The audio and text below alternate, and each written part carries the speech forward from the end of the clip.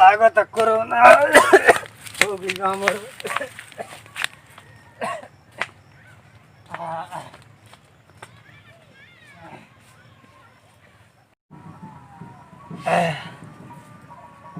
हे भगवान कैसन रोग दे दिल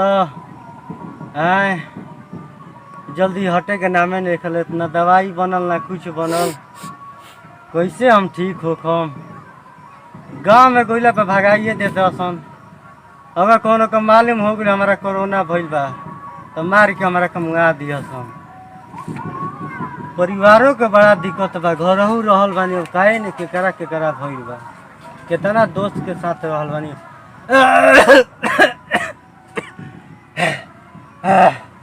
हे भगवान, अरे साला सबसे ज्यादा तो मनुआ साथ रहत रही हम, काहे ने बेचारा के भइल बा कि ना। हे भगवान बचा लो, क्या करी बुझाते नहीं के। हे भगवान क्या करी हमारा बुझाते नहीं थे।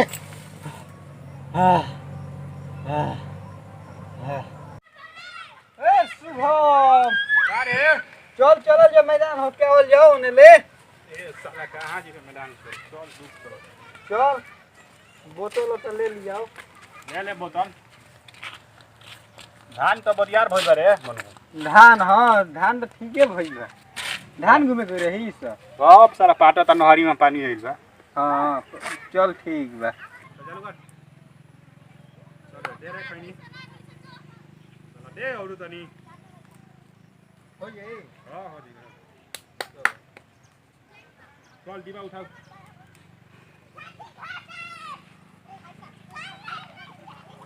चल पानी है ये भर लियो। ठीक है भर गई। हां सोन के पानी। अरे कौनो के पानी भर। अरे यार इसे गंदा लागत। इस साला यार मछरियो बैठन का दी। अरे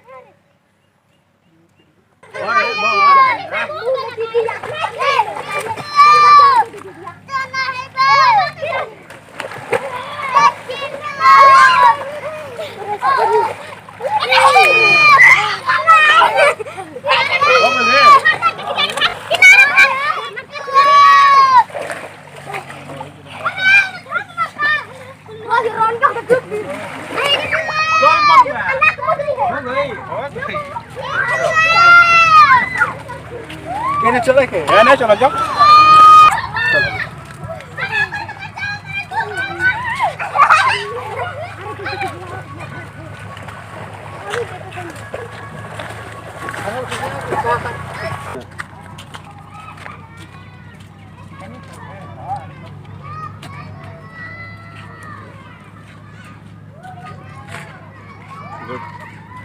का हो सरकार दे लगे 12,000 रुपया तो रास्ता में दान करे खातिर। ए मर्दे मनुआ यार हमारा ये लेके बोले तो हट चुका बा, हट चुकी दीवा ले बड़ा धुआ जला रे। अरे हो जी अब ते ना दे देबे। हम ना दे मो भाई एक बात जान लो हमारे एक बोतल लागेला। तोरे विश्वास से ले लिया तो ठीक होता है।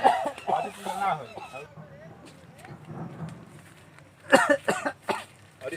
अरे साला अरे कौन रे खा सोता रे तो हाउ लागत रे। ये तो मास्टर बा रे मनुआ।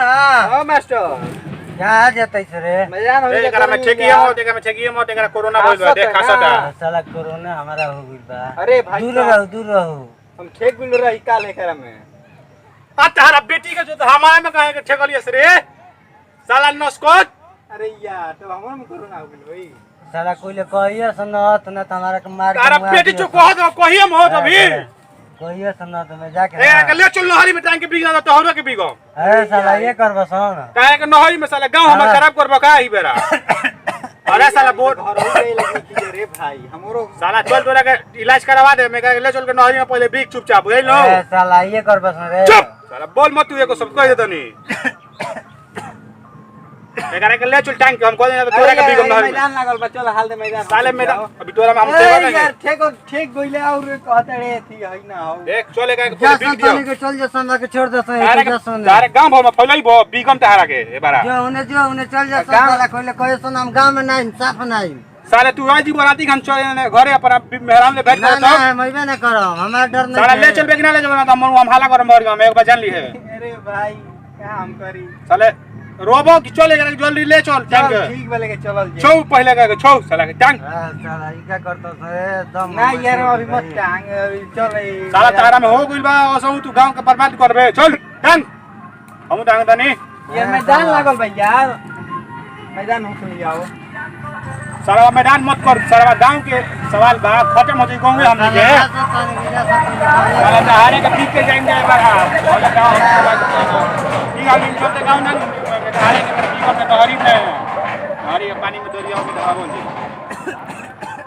साला ऐसी करता है मुंह पे ले अरे यार मालूम है ठीक है लोग और साला बिग को दीवा होने ठीक है तो हम धर देते एकरा के टांग लाट से मुंह धर हम गोड़ धरत नहीं ना हमको धरम बनुआ साला ई हां हो जा पहले फोन दे हम घरे माना कह दनी हमनी के कोरोना हो गेल हमनी के आइम जना गोल्डन नाम नहरी में बिगे दनी ठीक है कह दी कोरोना भई पे गोल्डन मा के हां फोन लगाऊ घरे अपन हमरो कह दे कि तीन आदमी के घरे हो गेल बा हमनी के आइम जना 15 दिन 20 दिन कोई टाइम रहम जा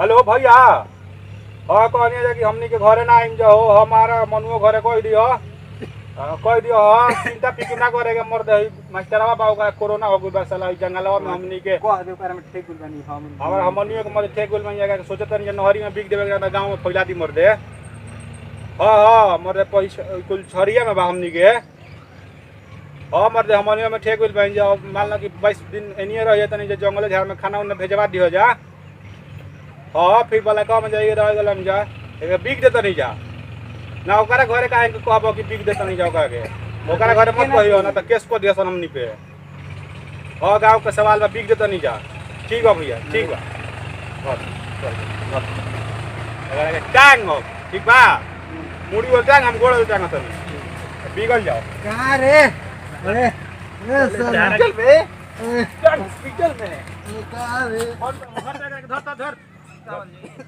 हमारे स्कूल में बनेले रहसन हां ये कल से लेके जाई के रही बधारी में कुछ हो जाला तो एकरा के उठाओ पहले खड़ा कर अरे वो कान में तू धरिए वो कान हम गोड़ में लगा के टांग के बिग हां टांग सर अरे खड़ा कराओ लगाओ खड़ा करी साफ कर देले गाड़ी में हाथ लगाओ एगो गोड़ धर जान पे हाथ लगाओ सुन भाई निकल तू भाई खासत चला खासत हमारे मुंह पे बनू चल जल्दी चला देख ली तो बवाल हो गई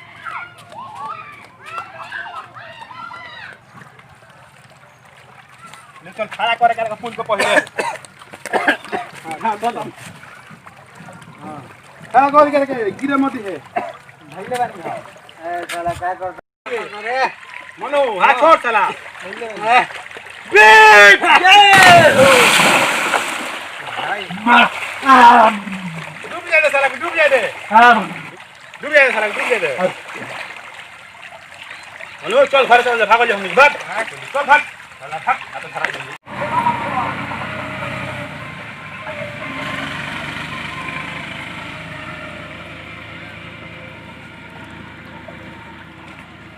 प्रणाम नमस्कार भैया हम आपके छोटे भाई वर्षा विशाल अभी कॉमेडी बनेनी है जाए एगो कोरोना पे जोना में एगो लड़का का कोरोना भइल बाटे तोरे कोरोना में का बोला ओकरा कोरोना भइल बा और दू गो लड़कन साथे घूमेला गांव में भी घूमेला अपना परिवार साथे रहेला लेकिन आई के एगो जंगल में मने कोरोना टाइप को हो के सुतर रहेला आवेला से दू गो लड़के टांग के फेंक देवला सन ओकरा के नहरी के पानी में ऐसे भैया नहीं के करे के कोई के कोरोना हुई तो ओकरा के अस्पताल में ले जाए के बाद दवाई करे के बाद इलाज करवावे के बाद ओकरा भेदभाव नहीं के रखे के वीडियो के लाइक करम शेयर करम अच्छा लगी तो पूरा कमेंट करम गलती होइले तो साथे साथे कमेंट करम जय जवान जय किसान।